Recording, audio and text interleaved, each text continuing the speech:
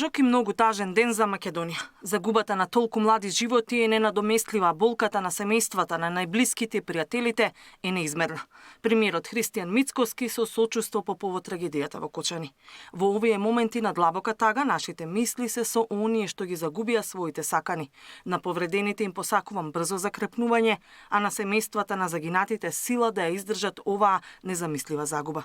Народот и владата ќе направат се што е во нивна можност, барем малку да ја ублажат нивната болка и да им помогнат во овие најтешки мигови.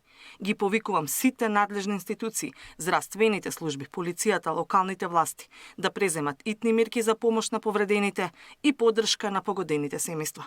Владата е целосно мобилизирана и ќе направи се што е потребно за справување со последиците и утврдување на причините за оваа трагедија, напиша премиерот. Тој повика на заедништво, сплотеност, хуманост и одговорност во овие тешки моменти за државата. Ова е црн ден за Македонија, напиша и лидерот на опозицијата Венко Филипче, повикувајќи на солидарност и поддршка. Со тешко срце ја прими веста за страшната трагедија во Кочани. Ова е црн ден за Македонија.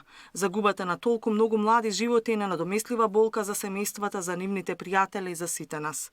Ги повикувам сите институции, здравствени работници, но и целото општество да се обединиме во помошта за настраданите и нивните семејства. Како лекар стојам на располагање за секој вид помош што можам да ја дадам во оваа тешка ситуација.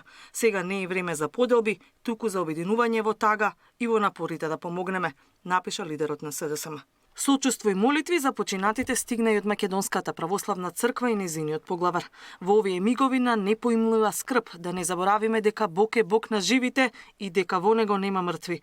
Оттаму, иако е невозможно да се најдат човечки зборови за утеха, сепак утеха на семејствата и блиските, но и на сите нам. Нека ни биде верата дека споменот на праведниците е вечен и дека тие вечно ќе постојат во вечно животиот Бог. Се молиме троединиот Бог, Богот на љубовта, да ги прими душите на невино постраданите своји чеда во Едемската градина, на нивните најмили да им даде утеха и сили, испраќајќи им ја својата небесна закрила.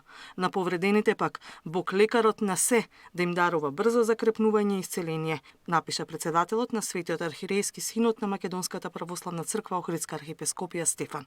Пораки за сочувство стигаат и од министри, пратеници, политички партии.